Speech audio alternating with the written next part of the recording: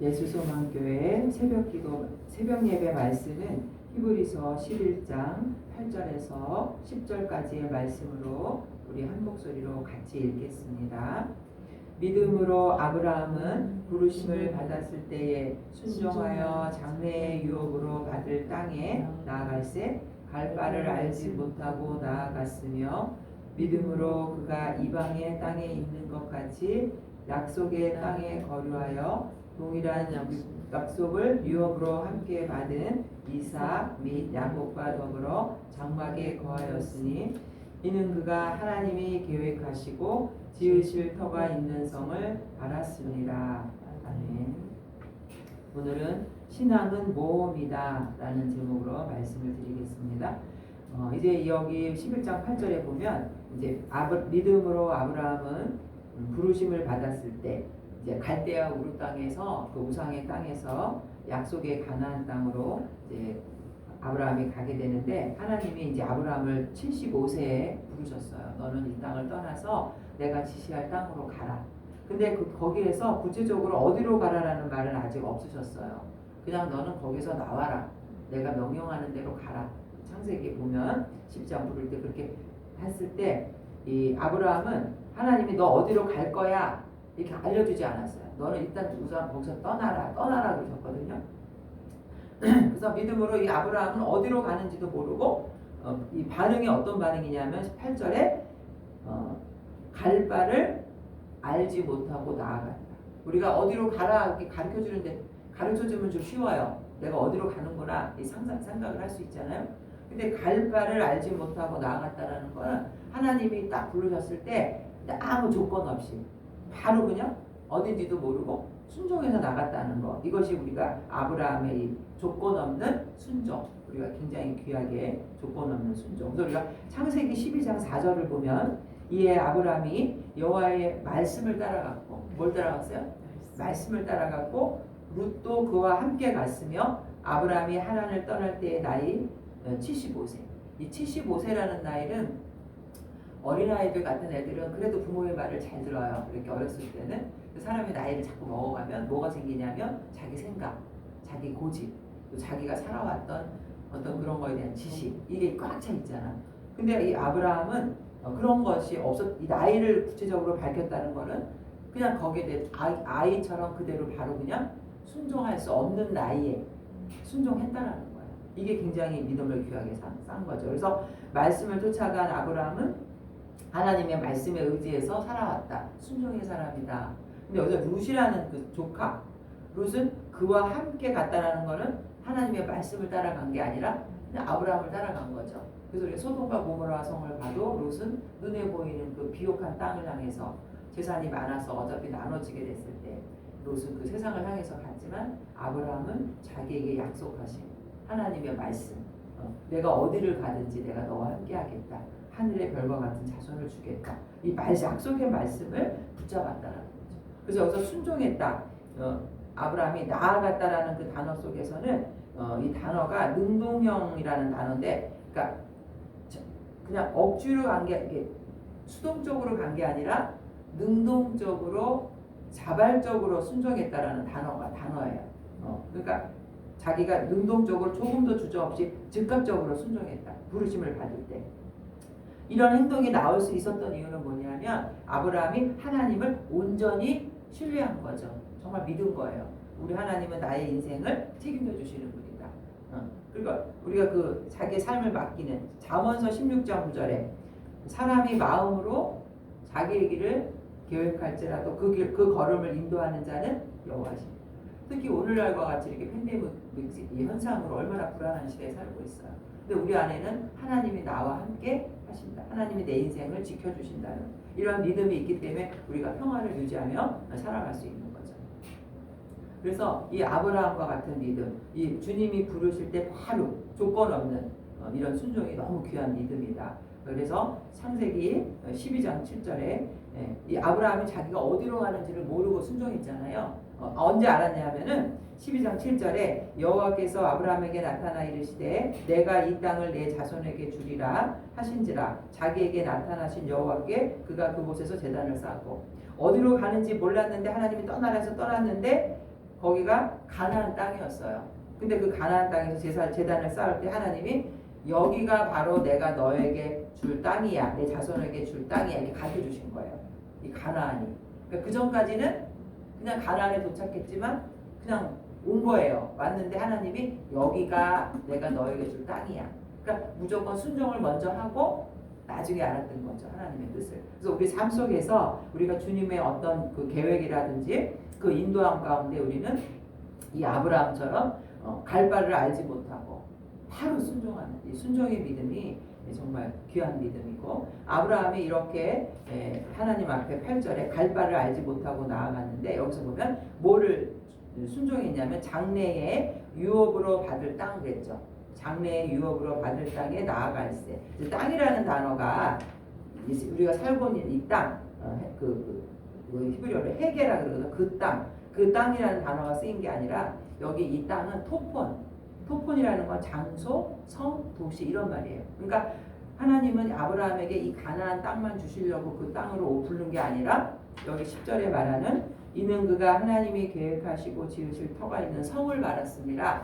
그러니까 하늘나라의 이 성이에요. 하나님이 계획하신 우리에게 주시고자 하는. 그래서 1차적으로는 하나님이 가나안 땅으로 인도를 하셨지만 그 땅의 상징적인 의미는 바로 하나님이 지으시고 계획하시는 하늘나라의 성, 그 성을 아브라함은 받게 되는 유산이라는 거죠. 여기서 유업이라는 거는 바로 10절에 그 하나님이 아브라함에게 주시려는 그 계획하신 하늘의 도성이었다는 거죠. 그러니까 성도들 역시 우리의 목적지는 이 땅이 아니죠. 이 땅이 아니라 하나님의 통치가 이루어지는 하나님 나라. 그래서 여기서 땅으로 8절에 장래의 유업으로 받을 땅에 했을 때 이 땅은 단어가 그 땅이라는 해가 그 정관사 땅 이게 아닌 어떤 단어가 써졌냐면 장소, 성, 토폰, 히브리어 토폰이라는 단어가 헬라어 토폰이라는 단어가 쓰여졌다. 이 토폰이라는 단어는 하나님이 계획하시고 우리에게 주시려는 영원한 하나님 나라의 장소를 말하는 것이다. 그래서 아브라함은 하나님이 기업으로 주실 땅이 바로 그 하나님이 계획하신 그 상징적인 하나님 나라를 말하고 있다. 그래서 사실 이 아브라함의 이 행동, 갈 바를 알지 못하고 나아가는 이 행동을 향해서 세상 사람들은 무모하다고 말할 수 있어요. 아니 어떻게 어디로 가는지도 모르고 무조건 가란다고 가. 자기가 갖고 있는 모든 걸 다 버리고 무모하잖아요. 이 시험이잖아요. 근데도 아브라함은 바로 뭐를 믿었냐면 하나님의 약속의 말씀을 믿은 거죠. 우리 이스라엘 백성들이 광야에 있을 때 사실 이 광야라는 거는 뱀도 있고 또 그 팔레스타인 기후가 낮에는 막 더워, 밤에는 또 춥고, 근데 하나님이 뭘로 인도하셨냐면 낮에는 그 햇볕을 덮는 구름 기둥으로, 밤에는 추우니까 불 기둥으로. 그러니까 우리의 삶도, 우리가 앞으로 이렇게 나아가는 삶도 내일을 알 수 없는 삶을 살아가지만 정말 하나님이 그렇게 구름 기둥과 불 기둥으로 이렇게 인도하셔야 우리가 나아가는 거지. 우리가 내일 일을 어찌 알겠어요. 출애굽기 13장 21절에도 여호와께서 그들 앞에서 가시며 낮에는 구름 기둥으로 그들의 길을 인도하시고 밤에는 불 기둥을 그들에게 비추사, 어둡잖아요. 밤이나 낮이나 진행하게 하시고, 우리의 인생을 진행하게 하시는 게 뭐냐면 바로 하나님의 구름 기둥과 불 기둥. 알 수 없어요. 하나님이 약속하셨고 명령하셨기 때문에 우리의 믿음의 사람들은 시험을 하는 거예요. 어떻게 세상 사람들이 봤을 때는 무모한 도전으로 보이고 뭔가 이렇게 실험하는, 그죠? 믿음을 실험하는 것처럼 우리는 깨달아야 된다는 거죠. 사실 우리가 기도원의 300명 용사도 그렇잖아요. 그 몇십만 명을 어떻게 300명으로 이기겠어요? 저 같으면 하나님이 300명만 추려라 그러면 벌벌벌 떨 것 같아요. 왜? 인간의 이성의 생각은 도저히 안 되는 거니까. 그러나 하나님은 그렇게 함으로써 뭐를 믿으라는 거예요? 하나님의 말씀, 하나님의 그 약속의 말씀을 믿고 우리 삶 속을 도전하는 거예요. 그러니까 인생은 어떻게 보면 도전이고 시험이에요. 한 발자국 한 발자국. 인간의 이성으로 생각할 수 없는. 눈에 보이는 거, 계산하는 거, 이거는 뭐예요? 믿음이 아닌 거죠. 그래서 유대인 철학자 필로라는 사람은 이 세상에서 이 경건한 사람을 뭐라고 말했냐면 파로이코스라는 단어로 표현했는데 이게 바로 나그네예요. 이 세상을 영구한 도성으로 여기지 않고 사는 사람들이 바로 경건한 사람이에요. 우리가 또 경건하다 그러면 뭐 이렇게 근엄하고 예배당에 막 교회 열심히 예배하고 물론 그것도 경건이겠지만 진정한 경건은 이 세상을 영원한 세상으로 내가 머물 곳이 아니라는 것을 깨닫는 사람. 나그네와 같이 사는 사람이 보다 경건한 사람. 이렇게 정의를 하고 결국 아브라함이 그런 사람이었다는 거예요. 그 가나안 땅, 그 우상을 섬기는 그 가나안 땅에 들어왔지만은 결국 아브라함은 거기 있는 사람들하고 어떤 계약을 맺거나 그 땅을 사거나 그러지 않았어요. 여기서 보니까 아브라함의 삶이 뭐라 그랬냐면 9절에 믿음으로 그가 이방의 땅이라 그랬죠. 이방의 땅이 바로 가나안인데 여기서 이방이라는 단어를 사용한 것은 바로 그가 나그네와 같은 이제 그런 삶을 살았다는 거예요. 이방이란 낯선 사람, 외국인 이걸 말하는 거거든요. 같이 약속의 땅에 거류하여 동일한 약속을 유업으로 함께 받은 이삭, 야곱 더불어 장막에 거하였다. 이 장막이라는 단어, 그러니까 자기 그 아브라함이 이삭을 낳고 또 이삭이 야곱을 낳고 신앙의 유산이 다 이어졌죠. 아브라함이 남겨준 것은 바로 장막에 살았지만 그렇게 자기 자손들에게 믿음을 이렇게 유산으로 남겨주는 훌륭한 사람이었다는 거죠.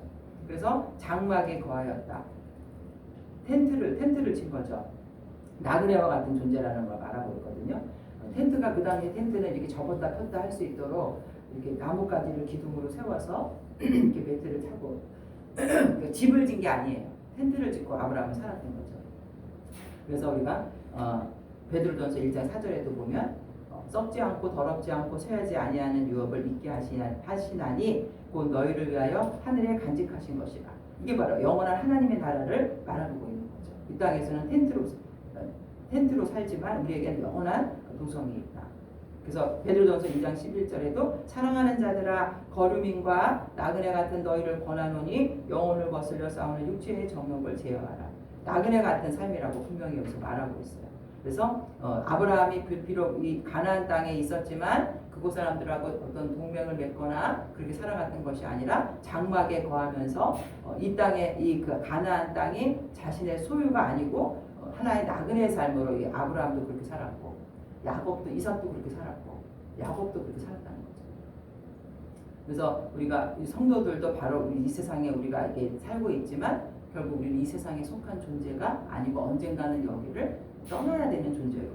그래서 로마서 12장 2절에도 너희는 이 세대를 본받지 말고 오직 마음을 새롭게 함으로 변화를 받아 하나님의 선하시고 기뻐하시고 온전하신 뜻이 무엇인지 분별하도록 하라. 세상 사람의 가치관과 이걸 따라가는 자들이 아닌 거예요. 아브라함처럼 하늘나라에 영원한 소망을 두고 우리가 살아가는 자는 거죠. 그래서 아브라함은 바로 아브라함이 그렇게 나그네처럼 이방의 땅에 살고 있는 것처럼 장막에 거하는 삶을 살았던 것은 바로 답이 있어요. 10절이 답이죠. 한번 읽어볼게요. 이는 그가 하나님이 계획하시고 지으실 터가 있는 성을 바랐습니다. 하늘나라의 소망, 영원한 그것을 소망을 두었기 때문에 이 땅에서는 장막을 치고 살았고 나그네와 같은 삶을 살았다는 거예요. 고린도후서 4장 18절에도 우리가 주목하는 것은 보이는 것이 아니요 보이지 않는 것이니 보이는 것은 잠깐이요 보이지 않는 것은 영원합니다. 그래서 아브라함에게 이 가나안 약속의 땅은 이방인처럼 살아가는 타인에게 속한 낯선 땅이었고 그 하나님으로부터 약속을 받았지만 그래도 그 약속의 말씀을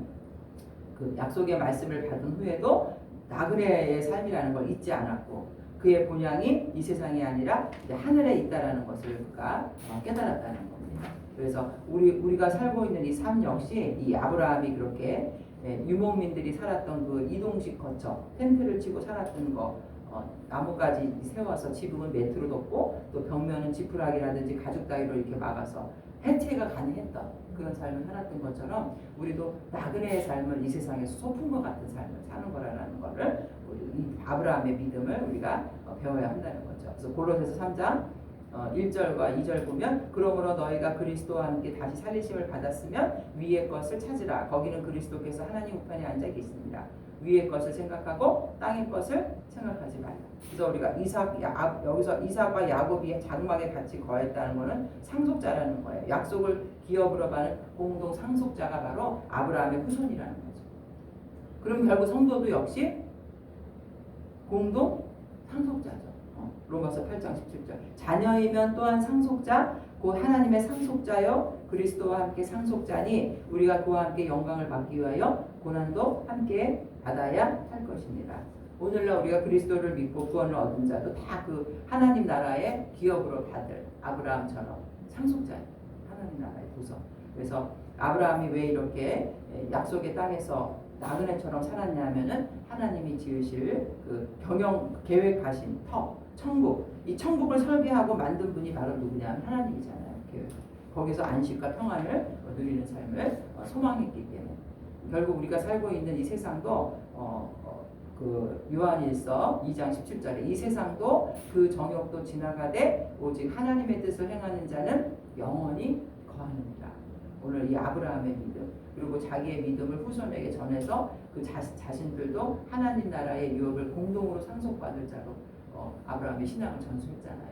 그러니까 우리가 오늘 이 땅에 살면서 자기 자식들에게 무엇을 남겨줘야 되냐면 믿음의 유산, 아브라함처럼 믿음의 유산을 남겨주고 항상 그 알렉산더 대왕 아버지 필립 2세가 잔치를 열 때마다 이상한 신하가 하나 있었다 했잖아요.